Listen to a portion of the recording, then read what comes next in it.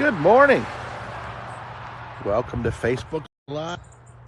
We are out in the garden today just to have a little quick look around. It's starting to snow a little bit, so this might be getting close to our last broadcast from the garden, but who knows? There's lots of good weather coming still. If you came to my talk at the TBG this past week, I appreciate it. We didn't get much chance to talk as I kept talking too long and went over, but hey, that's the way it works. We're going to look at something that we talked about in the talk, because we were really talking about dry gardening, and we talked a lot about the history of the garden. In particular, this bed that we're looking at right now, which is really quite full. Lots of big plants, great conifers and things. Some of the junipers, juniper gray owl is just a spectacular specimen there. But we talked a little bit about this guy up here. This is a dwarf Scotch pine, Pinus sylvestris wateri, and it's a beautiful specimen. It did get really, really big. So it was a little bit bigger than I thought. So a couple of years ago, I took and I up-pruned it all. And that's one trick to giving yourself more gardening space as your trees get bigger, is to lift the skirts of the trees, get them up so you can see the legs, you can see the structure. And it worked out really, really well with this dwarf Scotch pine. And the branching structure is fantastic. Really makes a great statement in the garden. But when we did it,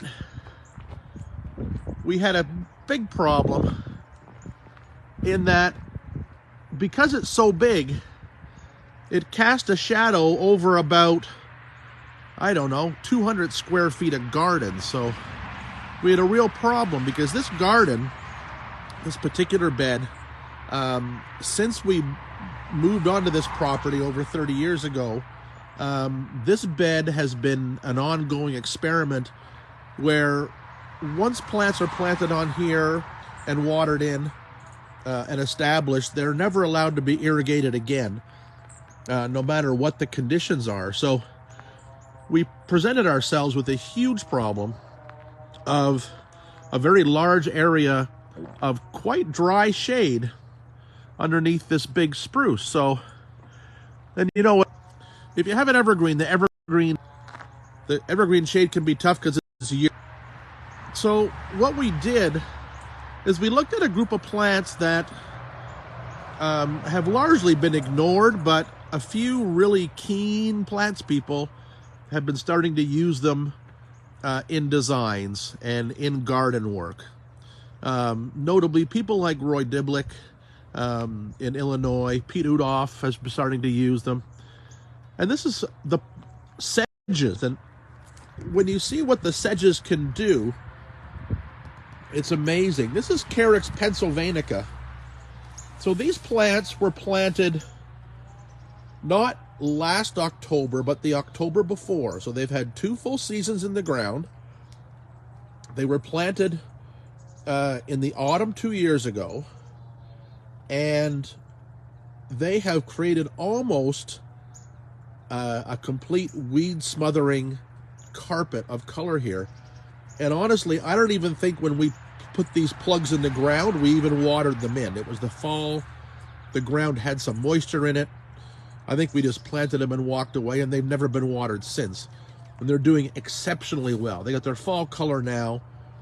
In the spring, they'll be a fresh green. They'll get little flowers of spikes on them, and then be wonderful, fresh, undulating mounds of fresh green foliage all summer long. Carex pennsylvanica is a native. You can actually find it in the woods around here and in southern Ontario. When you see just beautiful little tufts of grass in the woods, that's Carex pennsylvanica. It's just a super plant. So we've used it here, and it's doing exceptionally well. This never gets much more than maybe, if it gets a couple of hours of sun hitting it early in the morning and late in the afternoon, that's all it gets. Otherwise, it's in shade all the time. So we've used that. and it's doing really, really well. We've used a couple of others that are coming along. It's a little bit slower. We've got Carex rosea here, Carex eburnia here, and the other one that's doing really, really well and is quite a vigorous spreader is Carex flacca blue zinger.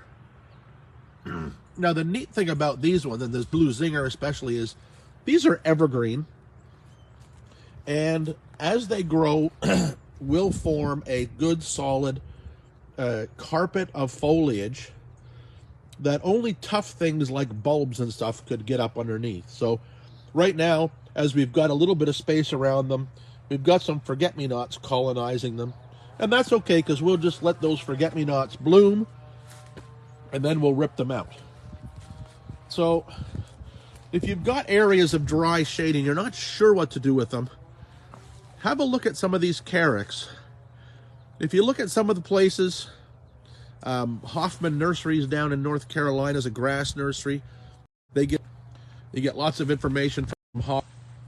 Look at Roy Diblick's, look at Pete Udoff's. Pete Udoff used these quite a lot on the shady parts of the High Line, mixed in with some drier loving heucheras and other perennials like that. So they were just, just a super group of plants. And there are sedges for every single garden condition. Dry shade, wet shade, dry sun, wet sun, bogs, swamps, deserts, everything. So do a bit of research on them this winter. Look at the different sedges. We're going to work more on using them as the ground cover layer of our plantings, even through our shrub beds and things, because that's kind of what they do. They are that ground cover layer that keeps weeds down, keeps soil moist underneath, things like that. So they're almost like a living mulch in the dry shade areas. So consider the sedges and do a little bit of research on them over the winter. See what varieties work for you. The little blue stem grasses in the garden are looking fantastic. One of the best grasses for the dry garden. They've got to their winter color now. They were wonderful shades of oranges and purples. And the nice thing is it's a sturdy enough grass that it will look like this for the winter. Really is excellent. It's actually almost a little bit too good in the garden here on the dry sand. It does like to seed around, so we need to keep our eye on seedlings coming up in places we don't want them. Then we just leave them where they're happy.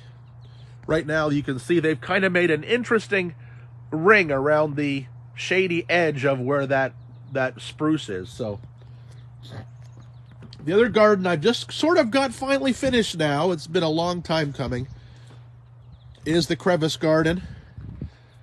I just finally got all my gravel in. Stones are all in.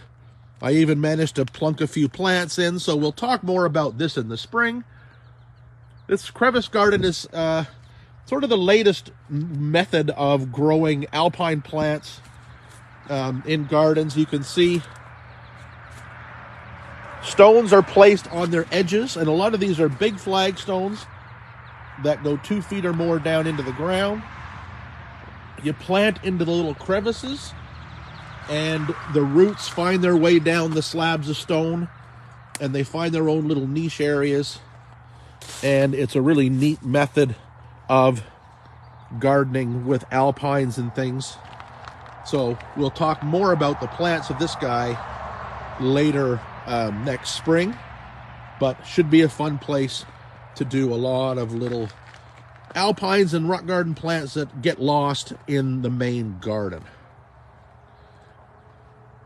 So it's taken me a while. I got the stones several years ago, but I finally got the garden finished and ready to plant. So I'm excited about that. We'll be moving some alpines from around the garden, and we'll have a good time with that. Anyway, that's just a little bit of what's going on in the garden right now. As I say, the snowflakes are dropping, so we're probably getting close to the end of our outdoor gardening season. But that's okay, because we've got lots of indoor stuff to talk about, And hey, my first order of seeds is on its way from Scotland, so we can talk about those when they get here as well. I see we got a couple of questions here. We got a question from Sophie. Any veggie seeds that can be sown now? Oh, it's getting a touch late. I don't know if we're going to have enough warmth to get seeds to germinate now. Probably a little late. We'll do maybe some indoor stuff. You can always do greens and things indoors. Lettuces, mesclun mixes and stuff. Might be a touch late to get anything to germinate and get it outside for the year. I think I had another question back. Oh, yes, Paula. Paula got a beautiful croton plant, 3 large stems that are floppy. Is it possible to split it? Can you make the 3 separate plants? Actually, Paula, yeah, you can. If you look at any tropical plant, or most tropical plants, when they're in a pot that's like a 6 or an 8 or 10-inch, 12-inch pot, they almost always have multiple plants per pot to make them fill out quickly. They don't put one cutting in a pot and then, keep pruning it to make it bushy. The tropical plant industry has to move quickly, so what they do is they'll put 3 to 5 plants, per pot, and they're all separate plants. So if your big plant and your big trio is a little bit, messy and falling over and things like that, repot them, take them out. We talked about it on a show a few weeks ago. We did it with a Schefflera, where we took the individual plants out of the pot and repotted them on their own. So go ahead and do that. Probably the best thing to do. Then you can pinch them and prune them. I'm just giving you one quick look here at the next new garden area that we just got started. Not much to see yet, but if you look, we've got 5 beautiful young Dakota Pinnacle birch, all planted here along this area that I've never known what to do with once I get that pile of gravel out of the way.